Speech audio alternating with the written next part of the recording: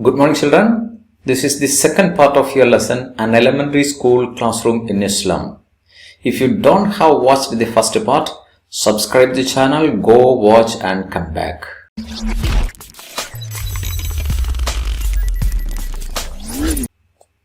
In the first video lesson, we discussed up to the donations in the classroom. There is a huge mismatch between these two, the donations and the children in the slum classroom.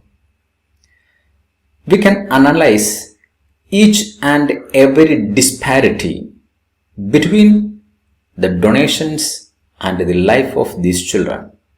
Let us move. The classroom is not well maintained.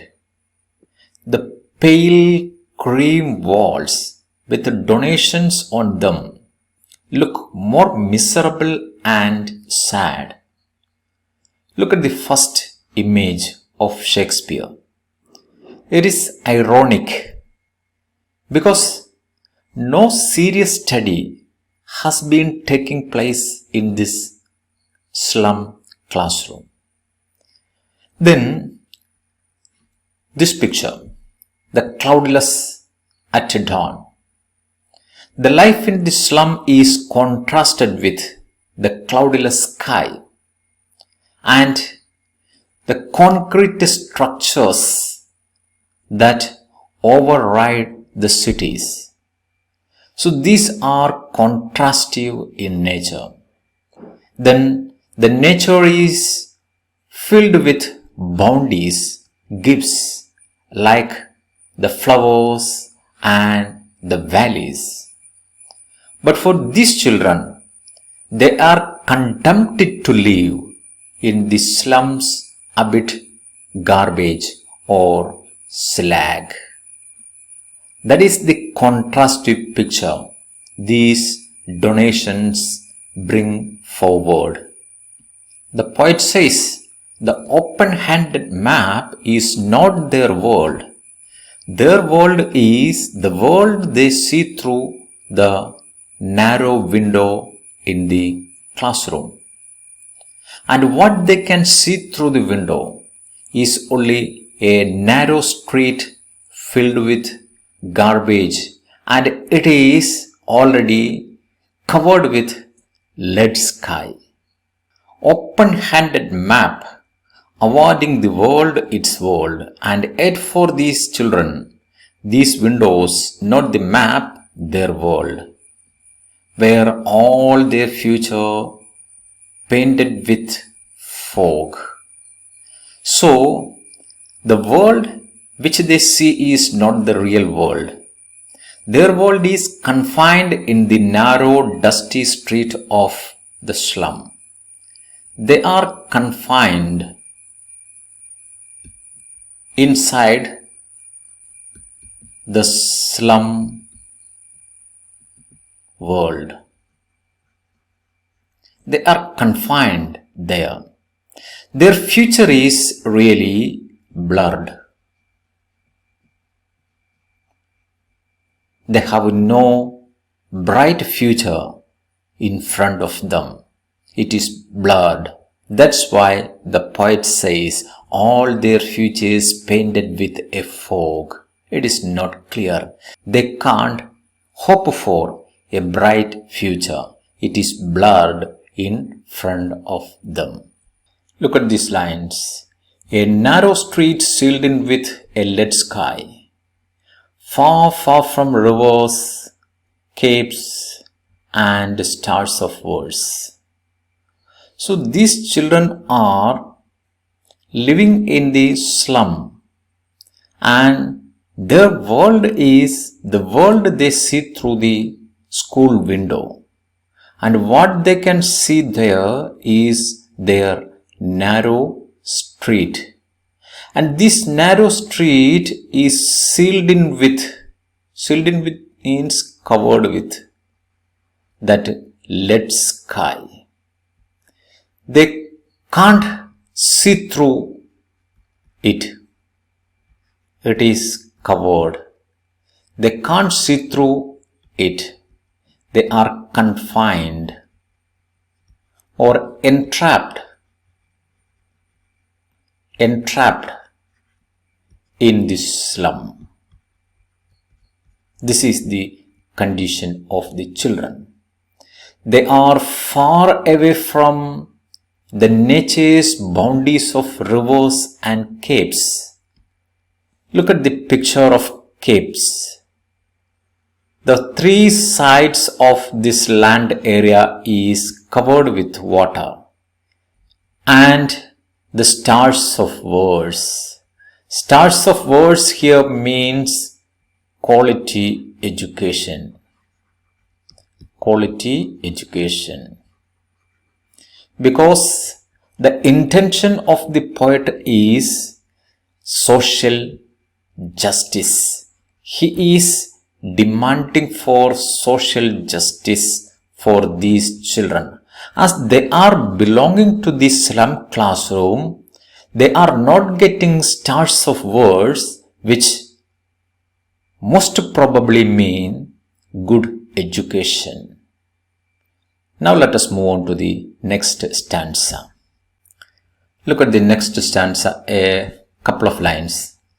Surely Shakespeare is wicked, the map a bad example, with the ships and the sun and love tempting them to steal. Let us check. Why does the poet declare that Shakespeare is wicked? The reason is these children are already fighting a battle of life, unarmed. They are fighting a battle of life unarmed. They have to face several problems like diseases and despair in their life. And all these donations can't relieve them from their despair state. Regarding the literary excellence, it is a far-fetched thing.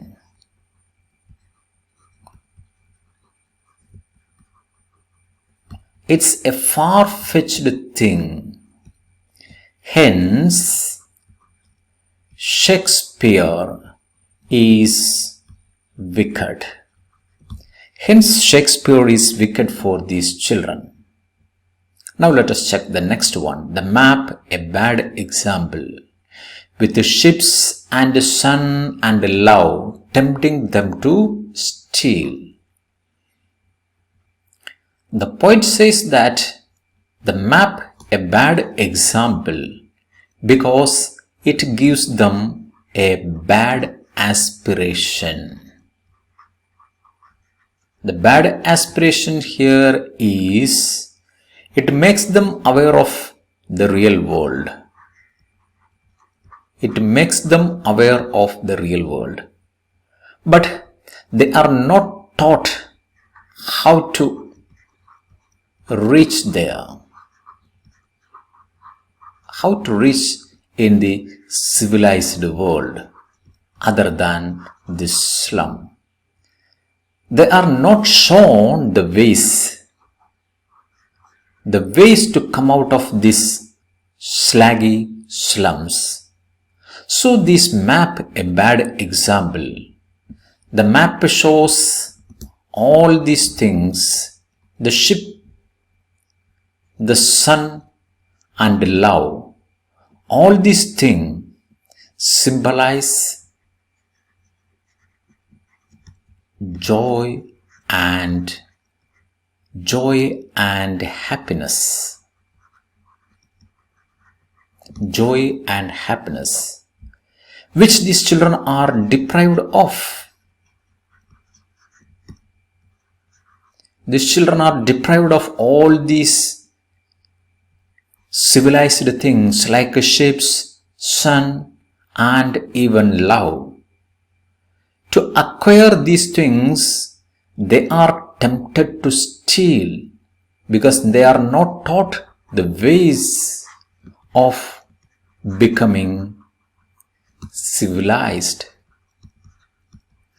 So here the poet points out the lack of good education for these children that tempt them to steal, and these children have the experience of poverty and hunger.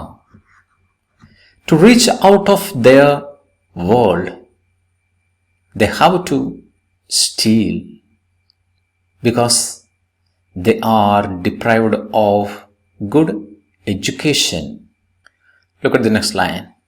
For lives that slyly turn into their cramped holes, because they lead a life that slyly here means secretly, like the rats in their holes. These children live their life in their cramped holes.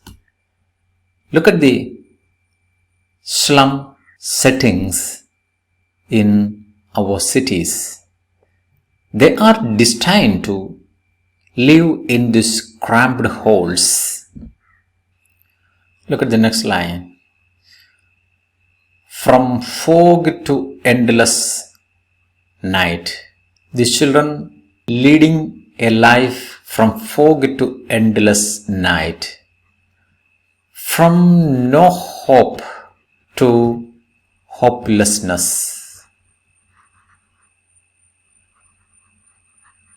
No hope to hopelessness is the journey these children are leading. On their slag heap. Slag heap here means the mound of waste. When these children sit down, they look like a mound of waste material. These children wear skins peeped through by bones and spectacles of steel. When they sat down, they resemble the mound of waste. Through the skin, one can see their projected bones. The grim reality of hunger and poverty is pictured through this image, the slag heap. They are humans, but when they sit down, they resemble like a mound of waste, and their bones are seen through their skin. And some of these children wear spectacles of steel with mended glass. They couldn't see anything. They wear some mended means some repaired glass. They are not even capable of buying a spec to make them see things clearly. This is the grim reality of the slum children. Their life is like bottle bits on stones. There is no hope and no reliability. Their life is shattered and broken like bottle bits. This is the grim reality with the slum children. All of their time and space are foggy slum. Their entire life they spend in this foggy slum. They never go beyond this world of slum. So blot their maps with the slums as big as doom. So the poet urges it. The poet says that the map in the classroom is not the reality for these children. Their reality is the world of slum that is not shown in the map anywhere. So he urges the people to blot. To blot here means to mark. To mark their maps with slums. Because they know only the world of slum. Mark these slums in their maps as big as doom.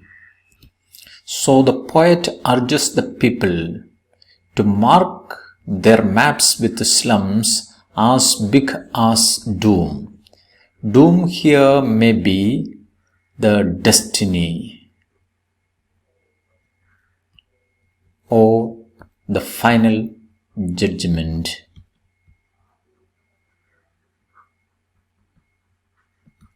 Final judgment. The poet here is in a tone of rebellion, because this is the terrible destiny of these children living in the slum area. Come to the last stanza of the poem. Unless governor, inspector, visitor, this map becomes their window, and these windows that shut upon their lives like catacombs break open till they break the town. Let us check the meaning. Unless governor, inspector, visitor. So this slum classroom is only there for name's sake. No serious study is taking place there. The school springs to activity only when some visitors come there, especially for inspection. Otherwise, the school remains only for name's sake. Poet urges this authority, governor, inspector, make this map their window, and these windows that shut upon their lives like catacombs. The windows of the slum that confined them in the catacombs of the slums. Catacombs means cemeteries, the graveyard. Their life is shut up in these cemeteries of the slum. The entire slum is like a big graveyard, and all these children are shut up in it.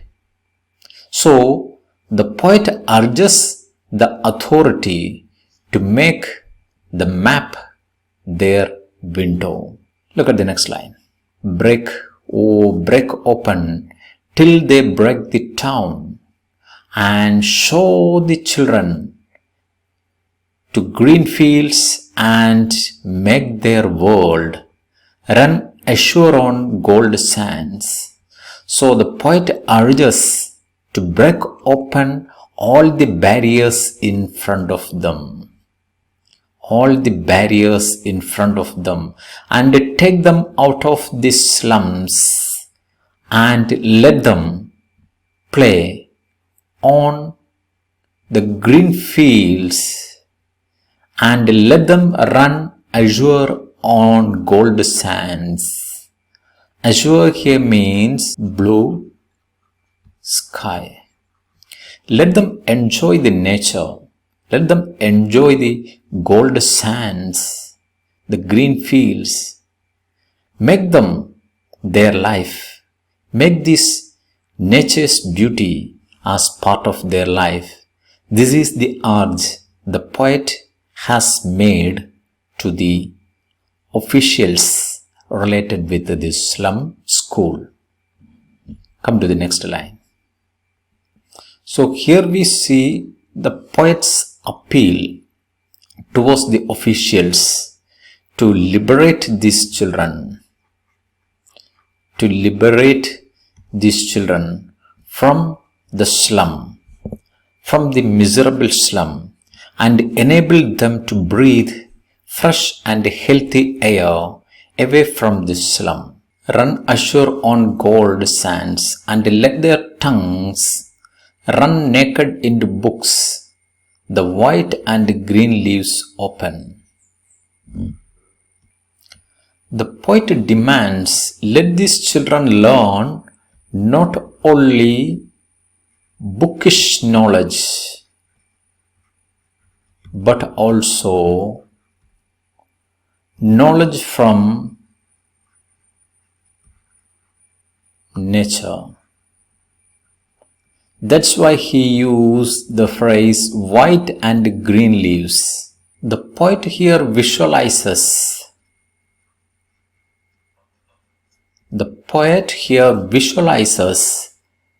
complete freedom for these children.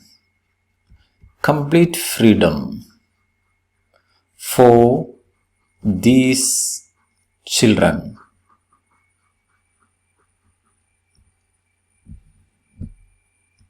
He wants a balanced life for these children, economically and socially a justifiable life.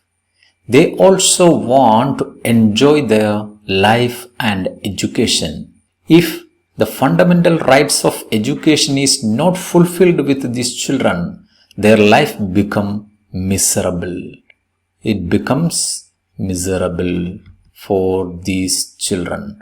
That is what the poet reminds. History theirs whose language is the sun. Only those people who can use their thoughts, their language, that glow like a sun, can only create history. They only can become part of our life. Otherwise, they live and die without seeing the world, without understanding the world, something like an animal's life. So the poet wants the authorities to make these children's life human and a civilized one. That is the urge of the poet.